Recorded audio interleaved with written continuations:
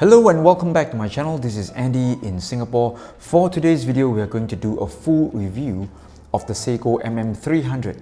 This is the SLA023, and I would say this is one of those iconic Seiko divers, and this is done in the blue variant, the blue dial, blue bezel version. And this watch, has been a cult classic among all the Seiko dive watch fans out there. After the unboxing video, I had some time to play around with the watch, have a look at it, put it on my wrist and give it a try and all that. And I think I finally understand why fans are so crazy over this watch, because I think there are so many upgrades over the usual Seiko Pro Specs divers found on this MM300.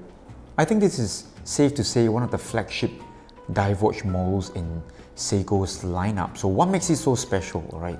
There are a number of features here that makes this one stand out from the usual Pro Specs divers. ISO rated to 200 meters. Water resistance. Now, the first thing you will see on this watch is the monocoque case. So there is no case back here. There is no screw down case back. So the whole case here is one piece, so to speak. And I think for servicing and all that, you will have to access the watch from the front. So remove the dial, remove the crystal, etc, to gain access to the movement for servicing and parts replacement, that kind of thing. I don't know how this will help in terms of water resistance, because I've seen divers with traditional screw down case backs with even higher WR, but I think this is one of the more unique selling points of the watch here. And of course, as mentioned in the model name, this is MM300. It's got 300 meters water resistance as compared to many Seiko divers, which normally comes in at 200 meters WR. And next, this is powered by Seiko's 8L35 movement, a higher beat movement with higher accuracy as compared to 6R and 4R movement. So typically for 6R, 4R, the deviation is probably more than around 20 to 40 seconds, but this one, the 8L35 movement, has a stated accuracy of plus 15 seconds to minus 10 seconds per day. And lastly, the MM300 does come with Zaratsu polishing on its case. We'll talk more on this later on in the video review, where I talk about the overall case finishing. With the lens zoom in very slightly, let's run through some of the key specs of the MM300. So it has a case size of just under 44 millimeters. You typically see different measurements from different reviewers or websites. Some measurements state this as 43, some will put this as 45, but I did it with my digital calipers and it comes in just under 44 millimeters. The overall thickness of the watch here is 15.3 millimeters. That's measuring from the base of the case back to the top of the bezel, which is slightly proud of the crystal. Lug width here is 20 millimeters, and again, this is going to be a strap monster. Typically, people will put this on some kind of rubber strap if they want to change things out a bit from the regular supplied bracelet. L to L here comes in at 50.1 millimeters, but it doesn't feel overly long. I think this is because we've got a really nice curve here to the mid case, as you can see from the side profile. And again, such things will really help with the wearability and the reduction of lug overhangs. More information not given on Seiko's website. This watch has a bezel size of 42 millimeters. It has a crystal size of around 30 millimeters. So big case, but rather small crystal size or small dial. And lastly, it's got a 6.8 millimeter screw-in crown. And this comes with the Seiko Pro Specs logo, which is laser engraved. This is a new watch. It's on loan from our boutique. So let me just take some time to thank Eric of our boutique for so generously loaning me all the watches for my videos. So it's a new bracelet, and normally I do not resize the bracelet for my watch reviews. With the full links on, this watch weighs around 121 grams. I must say this is a very, very heavy watch. So if weight reduction is a concern when you're buying a watch, I think you do need to take this into consideration. Street price for the MM300 is around 3,700 Singapore dollars. You can definitely get this one from our boutique. So with the specs out of the way, let's quickly talk about the overall case quality. This one here does have Zaratsu polishing, and I was very impressed. In fact, I was blown away by the level of finishing. It definitely comes in a few tiers above the mid-price Pro Specs divers. We're not comparing this to the samurais or the turtles, that kind of thing, alright? There is no comparison at all. But even when compared to the MM200 or things like the Sumo or things like the 63 Mars and all that, I think there's a significant increase in terms of, craftsmanship or the level of finish when we're talking about the case of the MM300. I definitely can see where the fuss and all the hype is about. This watch is really finished to a very high level. We've got really nice brushing here. So the brushing here is nice, it's very defined, and at the same time it's also very smooth. Okay, so big difference when compared to the $1,500 to $2,000 range of Seiko divers. And when it comes to the polish surfaces, you will see that there's definitely more shine, and I would say the finishing here is definitely more mirror-like when compared to the lower range of Seiko divers. You can really see the amount of added craftsmanship, alright, and attention to finishing when it comes to this MM300. So let me just bring in my own 63 Mars here, and we'll do a comparison of the finishing on the case, a very quick one. So you can see on my right here, the 63 Mars, in terms of the level of brushing, alright, it's nice enough, but you can see the unevenness. There's still a bit of unevenness, whereas on the MM300, the top of the lux here, you can see how smooth it is. Really nice brushing done, and definitely a big difference when it comes to the polished surfaces on these watches. Alright, so the polishing here is definitely of a higher level, more mirror-like, right? Higher level of shine to it. And I would say this is quite exquisite, right? It's really nicely done. And the other thing I noticed about this MM300 and how well made when compared to other entry-level Seikos is the bezel action. So this bezel action here is very different from what I've experienced before throughout all my reviews of Seiko dive watches.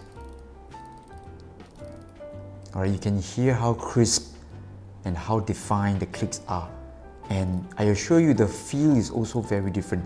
This feels very premium. Even for the crown action, screw in and rethreading, and the winding, it is very smooth. Not to mention this 8L movement here, it does tick or sweep at a much smoother rate. Very nice. The MM300 has a clasp that I think is very worth mentioning. Okay, so it is pretty much standard Seiko stuff here.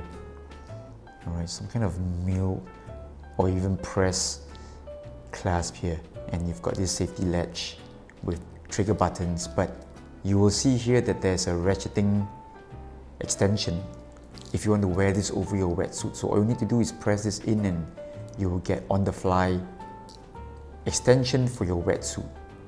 And I think this is really cool. Okay, so this is not for you to do your micro adjust. Okay, I don't think anybody wants to wear a watch like this with the ratchet system sticking out, but I think it is really useful when you're wearing this over your wetsuit, which I will never get to wear.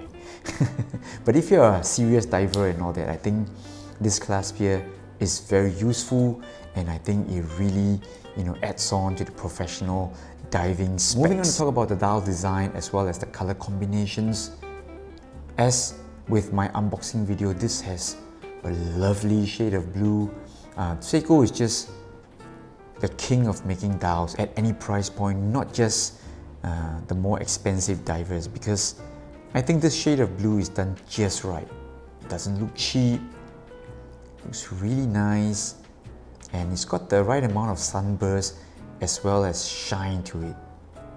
A very lovely shade of blue, and you will see enough light play and change to the tone here, really good looking. And I like how this bezel here sort of matches with the overall dial color. Should be some kind of sapphire or coated kind of steel here, really nice. And even the texturing here on the engravings on the dive markers, very sharp, very crisp. One thing I don't like though is the loom pip. I don't know why they've done this triangle looking type of loom pip. They should have done the one where there's a glass protecting the loom pip. I think that one would be more aesthetically pleasing, because this one here feels very cartoonish.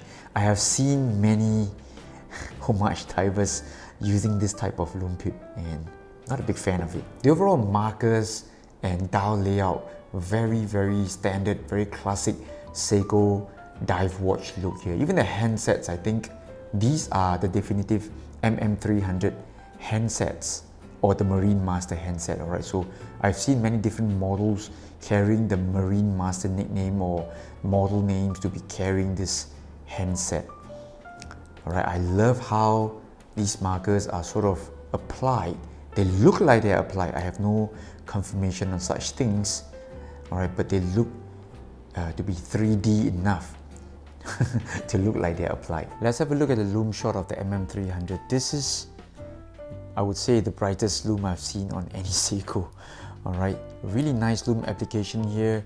Even the dive markers here up to 20 minutes, they are nicely loomed. I'm not a big fan of this loom pip here. It looks a little bit cheap to me, but I think in terms of overall loom brightness, this gotta be one of the best I've seen on a Seiko diver. Let's now take a look at the stitch wrist shot of the MM300. As you can see, this is a really tall watch. The thickness here is, for me, or I think it's overbearing. Okay, so I really don't think this is going to be a good daily wearer kind of watch. In fact, if you have a smaller wrist like myself, I don't think it is a really good idea, right? So granted, there is no lug overhang, but the overall thickness here, it just makes you bang into the doorway or shelves or anything, your furniture and all that. Really not a good idea for being a daily wearer, not to mention the weight. And here's a quick size comparison between the MM300 and the 63 Mars. These two watches, they are very different in terms of looks as well as specs, where you can see that the MM300, despite having a bigger case size, a thicker case and all that, the dial is much smaller, so visually they don't look very different. Alright, so the 63 Mars is smaller and in every aspect, but when it comes to looking at both watches this way, they don't look that different. Okay, but of course there is a very big difference in terms of the overall build quality of these two watches. In summary, I think the MM300 definitely deserves the price tag and this cult following that it's been getting. I can really see why this watch is so popular. This is probably one of Seiko's most well-made diver in terms of finishing, in terms of movement. The overall build quality here is fantastic. It can definitely, give Swiss watches in the same price point a good run for its money. My main concern here is the overall thickness and how well this watch is going to wear on people with average size wrists. Okay, so the thickness here is not recommended. Right? It doesn't have a slab-sided case, that's for sure. Really nice curves, in fact. Alright, but the overall thickness here is just too unbearable for me. So there you have it. That was my full review of the Seiko Marine Master 300. If you like this watch, if you like the video, please remember to like and subscribe to my channel, because I've got new videos uploaded every week just for you. This is Andy in Singapore signing off. Bye bye.